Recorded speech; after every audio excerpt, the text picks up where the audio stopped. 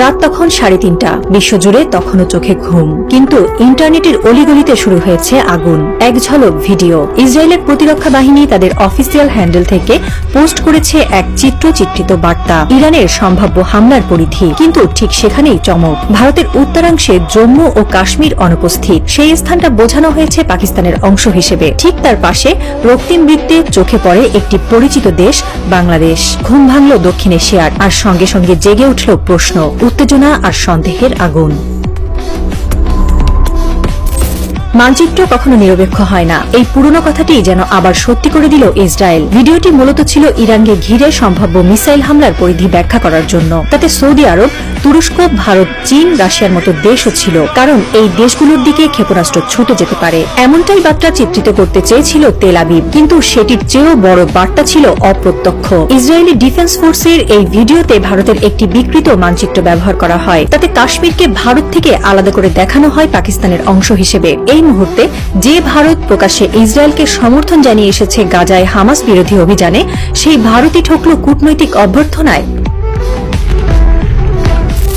Video সামনে আসার পরপরই ভারতীয় সোশ্যাল মিডিয়ায় ছড়িয়ে পড়ে ক্ষোভ। একের পর এক পোস্টে কটাক্ষ, ব্যঙ্গ আর চরম অসন্তোষ বন্ধু ইসরায়েলের বিরুদ্ধে। ভারতের দক্ষিণপন্থী handle Indian right wing community সরাসরি প্রশ্ন তোলে, জম্মু ও কাশ্মীর ভারতের মুকুট, আপনি আমাদের মানচিত্র বদলে দিলে বন্ধুত্বের মানে কি? ইসরায়েল পরবর্তীতে ক্ষমা চেয়ে জানায়, মানচিত্রটি অলঙ্করণ মাত্র, সীমানা সঠিকভাবে দেখানো হয়নি। কিন্তু দেরিতে বলা সেই কথা আর নরম করেনি ক্ষোভের তীব্রতা। আর বাংলাদেশকে ঝুঁকিপূর্ণ দেশের তালিকায় দেখানো হয়েছে, যেখানে ইরানি ক্ষেপণাস্ত্র পৌঁছাতে পারে। এর মানে দাঁড়ায়, ইসরায়েলের চোখে বাংলাদেশ ইরানের সাপ্লাই চেইনের অংশ হতে পারে, অথবা অন্তত এমন ভৌগোলিক অবস্থানে রয়েছে যা নিয়ে উদ্বেগের কারণ আছে। নতুন করে প্রশ্ন উঠছে, ইসরায়েলের কাছে বাংলাদেশ কেন গুরুত্বপূর্ণ? কেনই বা এই অঞ্চলে টান নজর?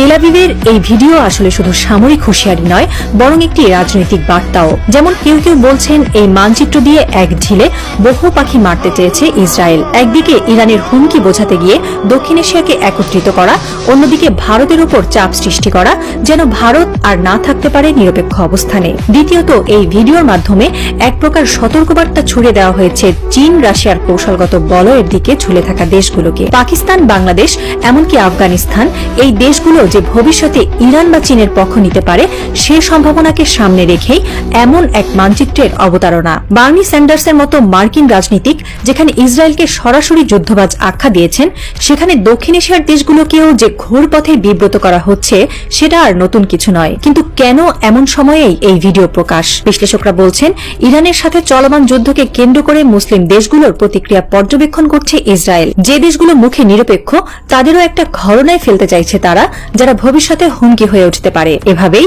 ভূ রাজনৈতিক মানচিত্রে কাগজে কাগজে তৈরি হয় সম্ভাব্য ফ্রন্টলাইন। ইরান ও বাংলাদেশের মধ্যে সরাসরি কোনো সামরিক জোট নেই, তবে বাংলাদেশের ভৌগোলিক অবস্থান, সমুদ্রবন্দর ও মুসলিম সংখ্যাগরিষ্ঠ চরিত্র, এই তিনটি বিষয় ইসরায়েলের নজরে থাকতে পারে। বিশেষজ্ঞদের মতে, গাজায় যুদ্ধ তীব্রতর হওয়ার পর মধ্যপ্রাচ্যের মুসলিম বিশ্বের একাংশ যেমন ফুঁসে উঠেছে, তেমনি দক্ষিণ এশিয়ার কিছু অংশে, বিশেষ করে বাংলাদেশের মতো দেশে ইসরায়েল বিরোধী মতবাদ তীব্র হচ্ছে। ইসরায়েল এই পরিবর্তন পর্যবেক্ষণ করছে, তাই বাংলাদেশের নাম এই হুমকির ব্যাপে উঠে এসেছে। তবে এটাও গুরুত্বপূর্ণ যে বাংলাদেশ সাম্প্রতিক বছরগুলোতে চীন ও তুরস্কের সঙ্গে প্রতিরক্ষা ও বাণিজ্যিক সম্পর্ক জোরদার করেছে। একই সময়ে ইসরায়েলের সঙ্গে সম্পর্ক স্বাভাবিক করার কোনো উদ্যোগ নেয়নি, বরং বাংলাদেশের আইন অনুযায়ী ইসরায়েল ভ্রমণ নিষিদ্ধ। এই প্রেক্ষাপটে ইসরায়েলের তরফ থেকে বাংলাদেশকে ঝুঁকিপূর্ণ হিসেবে দেখানো এক অর্থে কৌশলগত বার্তা। তুমি হয় সঙ্গী, না হয় লক্ষ্যবস্তু। আরেকটি দিক বঙ্গোপসাগর। এই অঞ্চল এখন জিওপলিটিক্সের নতুন কেন্দ্রবিন্দু হয়ে উঠছে। মার্কিন যুক্তরাষ্ট্র, চীন, তুরস্ক, ভারত সবাই এখানে প্রভাব বিস্তার করতে চায়। বাংলাদেশের তুরস্ক যদি কোনোভাবে নিজেদের উপস্থিতি নিশ্চিত করে, তাহলে তা ইসরায়েলের নিরাপত্তার দৃষ্টিকোণ থেকেও গুরুত্বপূর্ণ হয়ে উঠবে। ভারতের সরকার এখনো পর্যন্ত এই ইসরায়েলি ভিডিওর বিষয়ে কোনো আনুষ্ঠানিক প্রতিক্রিয়া জানায়নি, তবে রাজনীতিক ও সংবাদ মাধ্যমে ক্ষোভ প্রবল। বিরোধীরা বলছে, এই হল কূটনৈতিক বন্ধুত্বের ফল। বাংলাদেশ সরকারের তরফেও কোনো আনুষ্ঠানিক বিবৃতি আসেনি, কিন্তু বিশেষজ্ঞরা বলছেন, ঢাকায় ইসরায়েলি এই ভিডিও নিয়ে নীরব উদ্বেগ রয়েছে। বিষয়টি এখন পর্যবেক্ষণে রাখা হয়েছে।